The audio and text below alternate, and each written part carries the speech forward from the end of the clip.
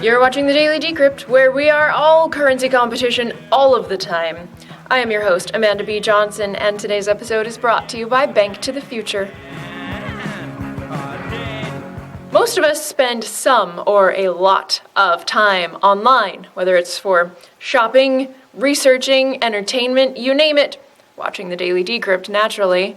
And so the question then becomes, what happens to the economics between us if and when our online experiences become so immersive that we begin to sense them as an entirely different reality? Maciek Olpinski is a technology blogger who got his start at Google and who has recently begun exploring the potential relationship between cryptocurrency and virtual reality. Tell us how did you become interested in cryptocurrency in the first place? Then we'll move on to these other things. Yeah, so it all started with basically my background is in media platforms. I worked for Google for many years, working with Google's display network, the banner ads you're seeing everywhere on the web, and then YouTube. And I was always interested in these emerging technologies, and that was back in 2012. I've learned about Bitcoin. And as many of us, I kind of thought about it initially as a cryptocurrency, and then discovered the entire protocol aspect, that this thing could be much bigger. And then really I got into it way more. And most of the topics on my blog, the topics I cover, are at the intersection of media and cryptocurrencies, because online media, economics of online platforms, this is something I've been working with for many years. So naturally these intersections are really interesting to me. And virtual reality is of course it's an emerging technology, super interesting. I'm more of an enthusiast than somebody who's actively pursuing projects in that space as of now, but the implications of virtual reality and blockchains are like, hardcore sci-fi stuff that's actually coming. So I think hardcore is the perfect word to use in that sense, because so before cryptocurrency created actual scarcity that could be translated into money, games like multiplayer games, they had in-game tokens. Like, people were buying and selling things with each other in games before cryptocurrency was even invented. Now, those tokens within those games perhaps didn't have real-world monetary value because they weren't, I guess, especially scarce or just weren't easy to use. But as you pointed out in your piece, okay, so this is cryptocurrency is like digital currency that could not only be used in games as payments from player to player, but once you take the headset off, this money can actually buy me things in the real world too. Yeah, what the future that we're heading towards is the future where the digital and the non-digital and the analog are converging. So there's really with Bitcoin already, there's no difference between you can buy stuff in the real world for Bitcoin. I would even say that the implications of the blockchain for VR go one step further, because with a blockchain, essentially we can come to a consensus as to what happened, what transactions took place and in what order. Basically, the way the time stamping and the blocks, it allows us to come to a consensus in terms of this particular version of truth and reality. So the blockchain is the history of what happened, and we all agree to that. If you take this, if you forget, payments is using in-game payments in VR. That's just one thing. It's very interesting, and it's going to happen for sure. But essentially, if we assume that VR is going to take off, and I'm assuming it will, the question is, how this virtual world, there's this concept of the metaverse. Metaverse is basically the 3D VR web. We have a 2D web, we have websites, and it's all connected via the HTTP protocol. So the question is how the VR worlds will be connected. So the blockchain can be the foundation and basically provide a foundation for the history of the particular VR world, like what happened, who bought a particular piece of land, who owns what. Because right now, if you have a virtual reality experience, you're basically downloading an application from the server. And it's controlled by Oculus or by Google or by Steam, and they basically serve you a particular version of the world, but once you turn it off, it disappears. There's no continuity in that world. Or if there is, it's controlled by the third party, like World of Warcraft, for instance. With a blockchain, you can imagine that we can come to, instead of coming to a consensus in terms of the transactions, like we do with Bitcoin, so we have a consensus of what happened, which transactions took place, and what's the balance of each particular user. We can have a consensus as to the state of the virtual reality world. So you can have parallel versions of like virtual history, and you can join the reality that you prefer, for instance. And you can create these virtual worlds and agree. You can agree in a decentralized manner as to the rules in the particular virtual world, as to the economy, and so on and so forth. I told you it's very sci-fi. It's very sci-fi, but like it's. Well, this statement you made. This statement you made of being able to, I think the way you phrased it was join any reality that you like. Like that, I mean, that is what it caused me to want to talk to you about this, because that is like, wow, that is a huge implication. And let's just talk for a moment for anyone who has not experienced virtual reality. Do you have your goggles there? Yeah, like I have the Gear VR goggles here. This is the mobile VR headset. That's manufactured by Samsung. Would you mind? I know they look silly. Would you mind just putting them on for a moment, just for perhaps? Without it, because you slid the phone here. Without the phone, it'll make you look googly-eyed, maybe. Like this. Yeah. Okay. Yes. So it looks really goofy, but it's the internal experience. You just have to try it yourself. Yeah. So. I've done it myself, and yes, I want to describe for our viewers, anyone who has never used virtual reality. So with the headset that Maciek just put on, he would slip his phone into the end if his phone were running a virtual reality app. And I don't know how it's able to do this, but basically with the combination of the headset and the phone, all other visuals are cut out. And so you can be standing in your living room, but you have no visual awareness of anything except what is being shown to you on your phone. And as you look left, the phone's program shows you what is left in that software picture. You could look up, down, right, you can look all around, you can turn around. And like I said, I've only tried virtual reality once, but in the program that I tried, I think someone made it like a little horror show or like a haunted house that I was walking through. But anyway, so I don't know. I think the default was that if I stood still and just looked straight forward, I would slowly move forward in like a hallway. And I was looking around in the hallway and there were blood spatters on the floor. And I was probably I was looking at these papers, and I was probably only in there for like a minute. And I'm telling you, like when I took the things off, it was like coming. I was like, oh, there's a couch here.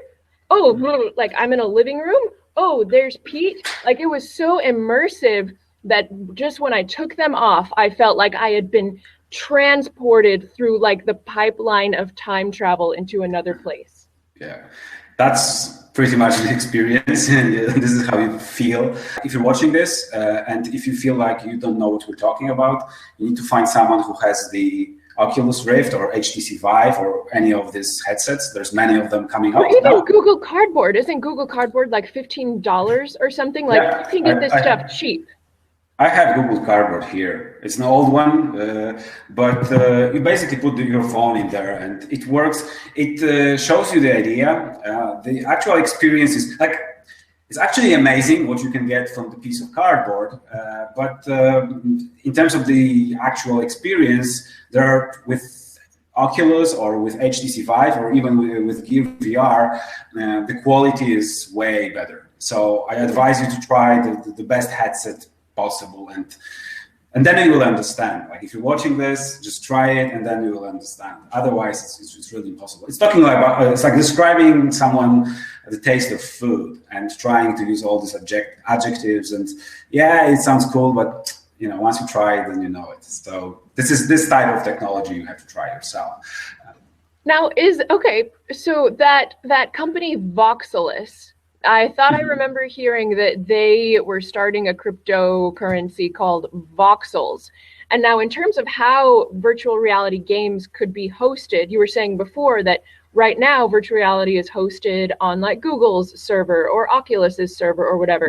So are you suggesting that you think that the games themselves could be hosted in a blockchain like manner? Like is that what Voxelis wants to do? I'm not sure what exactly is the Voxels model. I heard about them, but basically, because VR, it's not only about games. There are projects, and there's a project run by Mozilla, the creator of Firefox browser. So they're focusing on what's called Web VR. So it's basically the 3D web, the way of describing 3D worlds using HTML. So you can go to a website in VR, and you can have the 3D experience of the website. So that's it's still very niche. It's the prototype stage, I would say, but it's gonna take off. Some of these it's open. It's open like the web. It's not closed. It's not the closed ecosystem like the Oculus ecosystem or the Unity and Unreal. All these 3D engines that were used primarily for games.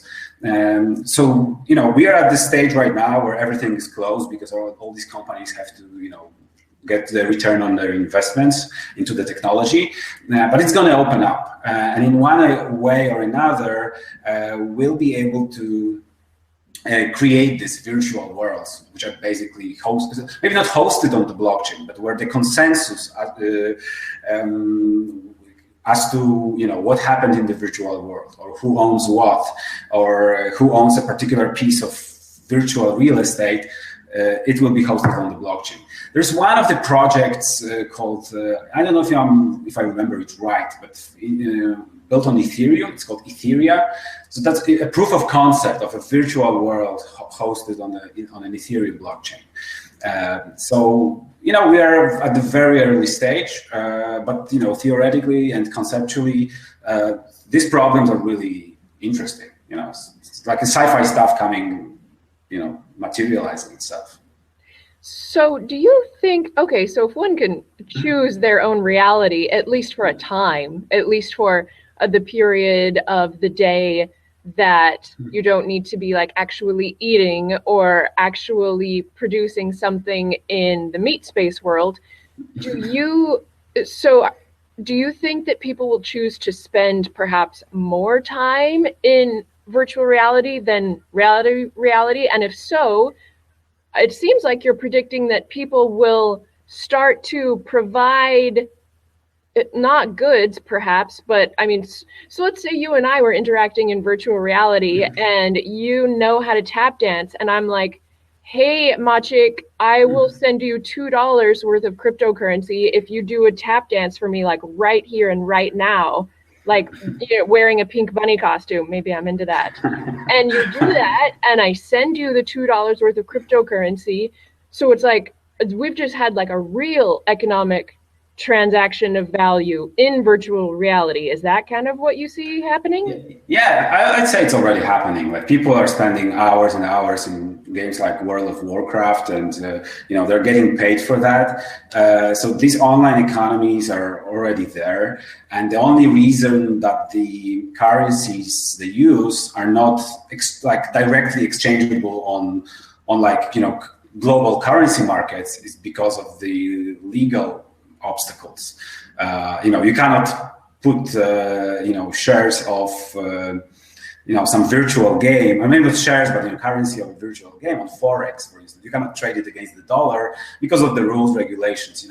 Cryptocurrencies change that. So now you have platforms like Ethereum, for instance, where everybody can create their own currency with a few lines of code.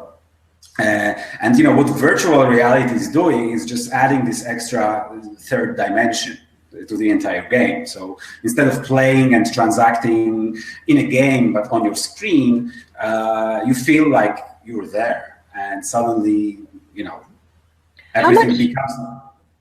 How much time do you spend in virtual reality? No, I'm just like, I'm more of an enthusiast, and I'm seeing this as a next step in the evolution of media.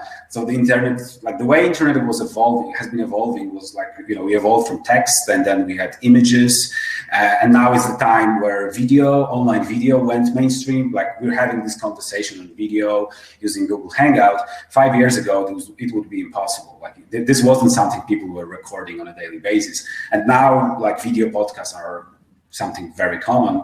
And in 5 years' time, we'll have this conversation in virtual reality, and we'll be sharing the space. And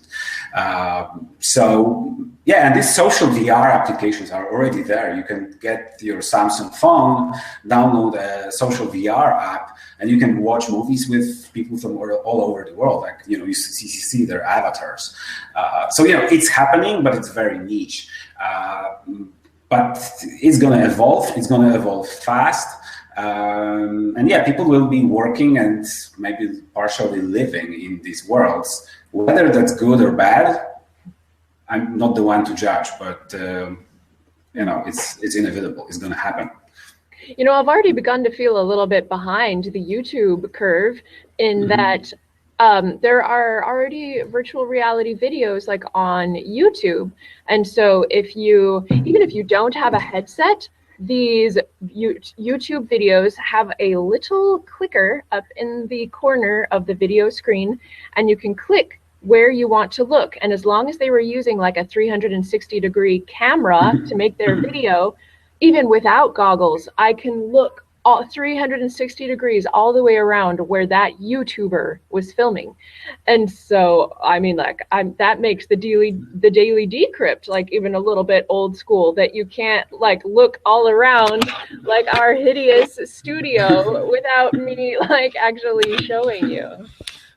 Yeah, 360 is like a first step towards virtual reality for a lot of people, because you can watch these 360 videos on your phone, and you can tilt your phone, and you can have a full 360 view. It's not the full VR. It's not. It's not, but it's a glimpse. It's a first step for many people. So it's gonna happen. It's gonna happen. But the question is. To me, because I'm interested in how media works in terms of its economics, how these platforms make money. I worked for a platform who makes a lot of money by facilitating these exchanges. Google, they're the backbone of the internet in many ways. So the question is how we are going to if you're going to have a popular virtual world, like you have a popular website, you can make money off this website because you can display ads or you can sell products. In virtual world, maybe that's maybe for sure we will have ads. The advertising will be there, but the question is how it's going to be monetized. You don't have the 2D web, 2D interfaces, the screens and touch screens and desktop screens are all based on the concept of clicks, and everything runs on clicks. So people are clicking, and click is the primary currency of the attention on the web. Like how many clicks you got, and everything revolves around clicks. In VR, you don't have clicks. you have an experience. Of course, you can imagine. You have in VR, and you can have page views and clicks in there, but in general you are in a space. So what's going to be the currency? What's going to be the attention currency of VR? This is something that I'm really interested in, and I'm thinking about a lot because that's going to come sooner or later. But I have some ideas, but no definite answers yet. Care to share the ideas? That could be a good closer Yeah, question. It's generally if we think about the blockchains, VR is just one aspect of it, but generally the concept of click has evolved from the client-server model of the web. Like we have servers and we have our clients, and if you want to see a website, if you go to the website, what's happening behind the scenes is that your computer sends a request to the server, and it loads, requests the website. And the server is basically counting these requests. The request you have, we're assuming that more people have seen the website. So because of the client-server model, we got the concept of impressions and the clicks and click-through rates, because the number of the amount of times, the number of times the page was displayed, and the number of times somebody clicked. So here we have the click-through rates and everything. The whole online economy is built on top of that. But with the blockchains, you cannot come to there are no clicks in the blockchain world, because there are no clients and servers. Everything is based on blocks, on state changes from one block to another. We had one state, and then the next block comes, and the state of the blockchain has changed. Certain transactions were included into the block. So in the blockchain world, we operate on the concept of time.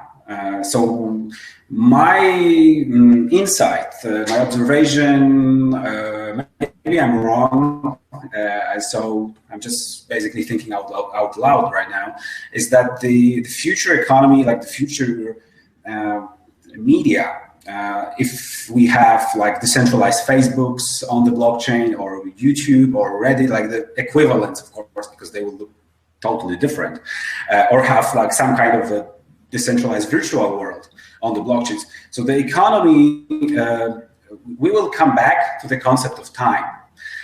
Like in the age of TV, you had airtime. You were selling airtime. You were selling specific. Your content was occupying time. You could buy as an advertiser, you could buy 30 seconds or 1 minute of airtime. And if you bought this, nobody else could buy it, because it goes and it's over. Like the time flies. You cannot go back. So there was a scarcity of time, not scarcity of clicks. And I think that with the blockchains, if we will build the next Facebook or Google or Reddit or the virtual world on the blockchain, because we have the concept, the time is represented by blocks, everyone will be able to sell basically time in their feed. If I own my feed in the decentralized Facebook, I will accept money for selling time in this feed, because I cannot sell clicks. Facebook is selling clicks, but the Facebook is the middleman who's counting the clicks. On the blockchain, we cannot count them. I don't know if it makes sense, but because I'm very deep into that, so some things are obvious, and you have to understand how if you're not in online advertising, so some people don't recognize that clicks are actually valuable, and everybody wants to get clicks, and people make money on these clicks. And if you record this on YouTube, you make money on impressions, not impressions, views. If somebody wants to watch your podcast, they generate a view on the YouTube side, and YouTube can serve an advertising before your show. So it's all about, but it's the ad request that's happening. So it's all based on the client-server model. So in the blockchain, I think we'll come back to the concept. The time will be again the currency of attention. Does it make any sense? Does it click or does it click? Does it click? Well, I mean, that's already how the Daily Decrypt is monetized. We sell sponsorship slots on our show because those 15 seconds on every show are scarce. Yeah, but yes, exactly. I mean, we don't have the confidence of our content living in a peer-to-peer network our content currently only exists by the good graces of Google, and they are definitely a single point of failure for us. So yeah, I can definitely see the transition from what it is that I already do to me being incentivized to to paying to have my content hosted in a peer-to-peer way. Yeah, so that's exactly it. You're selling 50-second slots on your show, but these 50-second slots are not objective in a way that there's no consensus as to these 15 seconds. Like when did it really happen? With a blockchain, we have the objective time. We come to a consensus when something happened, and this consensus is based on the block numbers. So like we all see that, oh, this block happens now, and the entire world can agree to that. So imagine that you have a feed that's timestamped on the blockchain, and it's tied to your decentralized identity. And the daily decrypt could then occupy a certain moment in time, which is objective, which is on the blockchain. And you could see that you have this. You can use the metaphor of a TV channel that only goes forward, and you can sell, and you could buy advertising for daily decrypt on somebody else's channel, because if there are a lot of people watching a particular channel, you will get discovered because they will discover you. Just exactly like the TV. TV worked in the past. However, with TV, there was huge barriers to entry. Like only you had to have the broadcasting equipment, licensing, millions of dollars. Right now, I think with the blockchains, everybody will have to, will be able to own their channel, and it will be based on the objective time, based on the blockchain's time. But it's very early. But these issues are super interesting to me. How this future economy is going to work, and clicks will be gone, because clicks belong to the client and server model. The internet as we know it now. Well, I hope you keep blogging about it at macikopinski.com. If anybody wants to know what that looks like, that'll definitely be in the show notes, as it always is. The show links are always in the description section. And yeah, other than that, thank you for your time. Thank you. Thank you so much. Today's episode is brought to you by banktothefuture.com, the online investment platform that invests in the future of finance. One of their investments was in payments company Uphold, and below you can find the video link that explains the impact they've had by taking the volatility out of Bitcoin. More information is available at banktothefuture.com. Thanks for watching the Daily Decrypt today. I hope you come back tomorrow. See you then. What market share is there to be had by catering a crypto network to a specific demographic of people, like gamers? Jeremiah Nickel is the marketing manager for a cryptocurrency called Hyper. The other thing that's kind of neat is not just tied to the Hyper crypto servers, but there's actually a Hyper tip bot that's available for Twitch streamers. You would invite the Hyper bot to be in your chat. So then people can donate Hyper to your Twitch stream, or they can bet, like micro betting, which I think is going to be a really neat thing for us.